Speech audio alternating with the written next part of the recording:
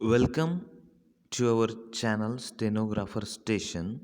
I am dictate you today's The Hindu newspaper legal word passage. So let's start. Repeated misuse of sedition law underlines the need to scrap it altogether.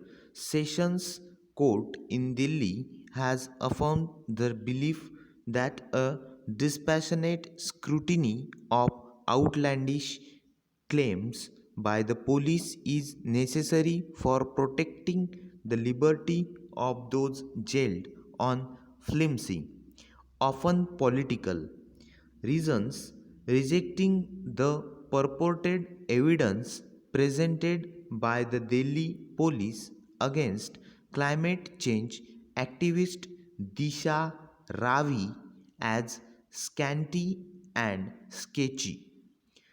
Judge Dharmender Rana has granted bail to the 22-year-old arrested for nothing more than editing a document shared among a network of activists raising global support for the farmers' protests against three central laws, even though it was quite obvious that the claim of a global conspiracy behind the unsavory and violent incidents that took place on January 26 in New Delhi lacked credence.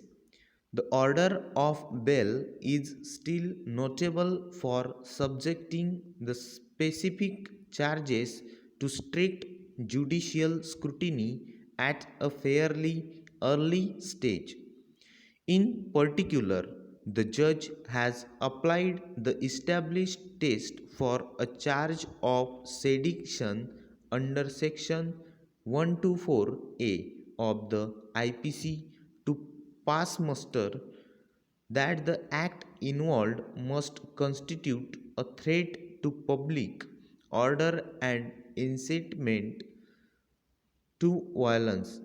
He found that there was not even an iota of evidence indicating that the toolkit, a shared Google Cloud document with ideas on how to go about amplifying the protests, in any way incited violence. He was clear that there was no causal link between the violence and Miss Ravi, a conclusion that confirmed widespread criticism that the arrest was unnecessary and that the entire case was nothing more than a reflection of government paranoia.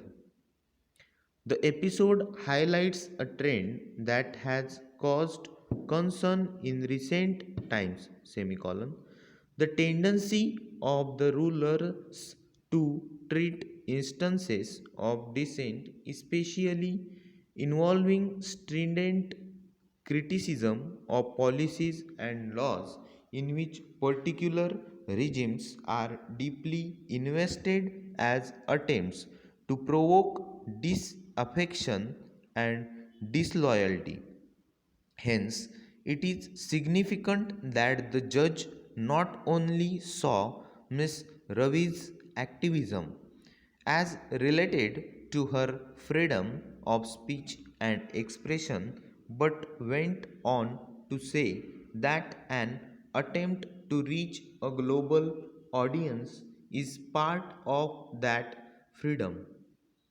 In the backdrop of the claim that those who prepared the toolkit made common cause with Khalistani separatists, Judge Rana showed refreshing clarity in maintaining that mere interaction with a group with dubious credentials could not be used to consider someone culpable.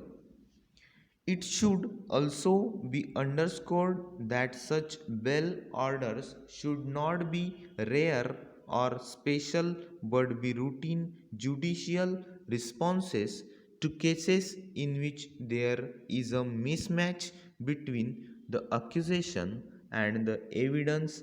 It is by now fairly clear to everyone except perhaps the government and its vociferous supporters that there is no place in a modern democracy for a colonial era legal provision such as sedition too broadly defined, prone to misuse, and functioning as a handy tool to repress activism. The section deserves to be scrapped. Thanks.